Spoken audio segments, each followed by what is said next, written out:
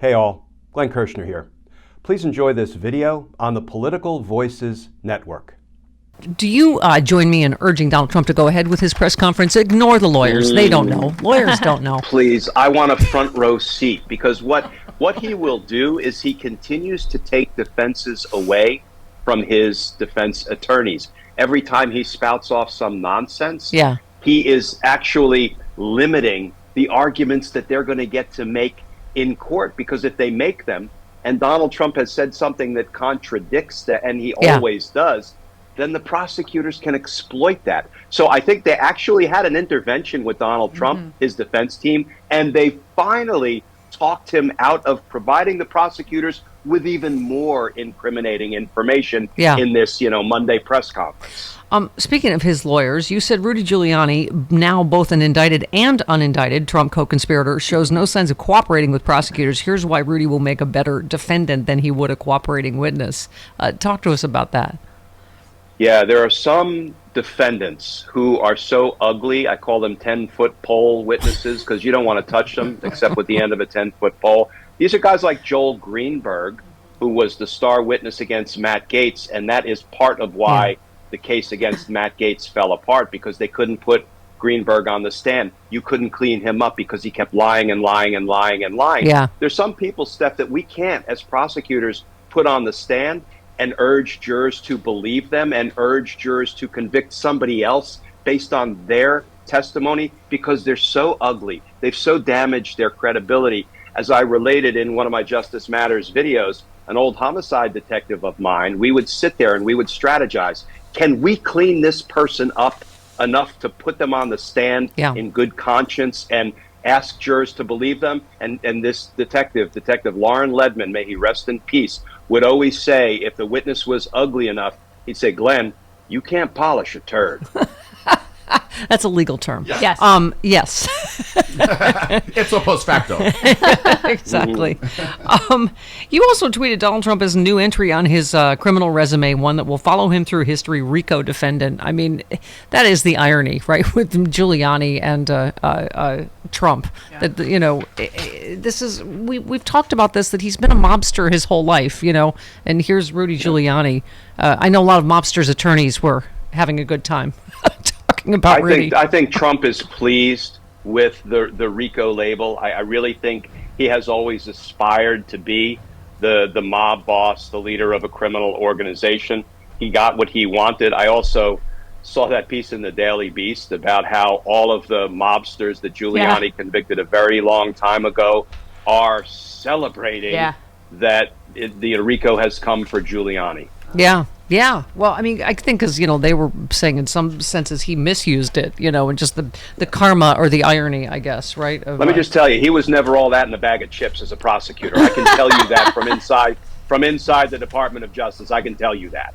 And this other story about Giuliani that surfaced, Glenn, is that he reportedly went to MarALago to beg Trump to pay his legal bills. He said by going in person, Giuliani and his lawyer, Robert Costello, believed they could help explain face-to-face why Trump needed to assist his attorney with these ballooning bills.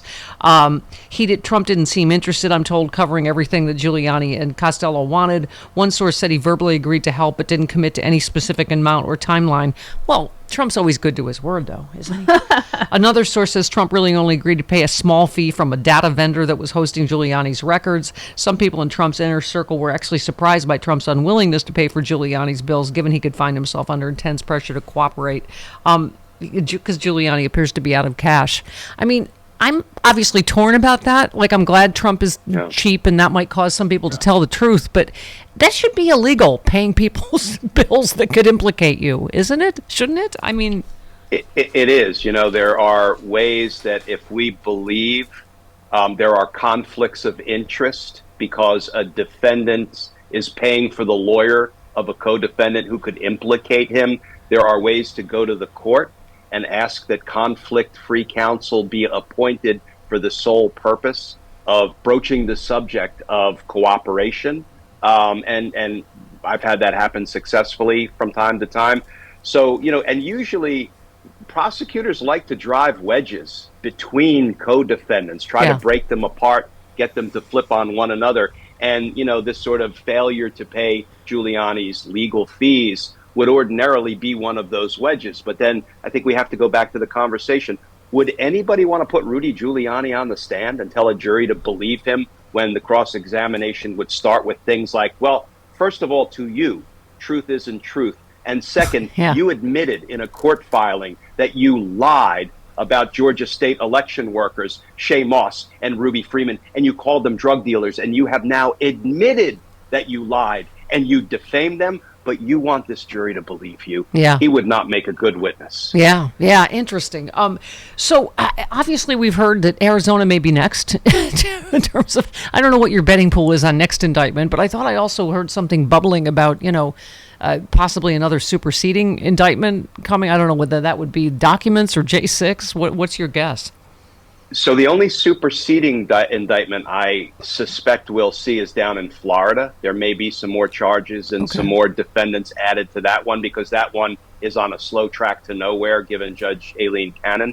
I don't think you'll see a superseding indictment in D.C., at least not one that will include Donald Trump, and that would be the only true superseding indictment. You're going to see a separate indictment, right? We already have 6 co-conspirators in the first indictment. And the one thing I can promise everybody Jack Smith will not do, it's put those 6 co-conspirators, unindicted co-conspirators, in the D.C. indictment of Donald Trump and then say, but I'm not going to indict them, even though I just put in a public document that they committed crimes with Donald Trump as a co-conspirator. So, yeah, we're going to see another D.C. indictment. Hey all, Glenn Kirschner here. I hope you'll join me on my new audio podcast, Justice Matters. I'll be using my 30 years as a federal prosecutor and Army JAG to unpack, break down, and explain the legal issues of the day, particularly where the legal intersects with the political. Please look for Justice Matters with Glenn Kirschner wherever you generally get your podcasts.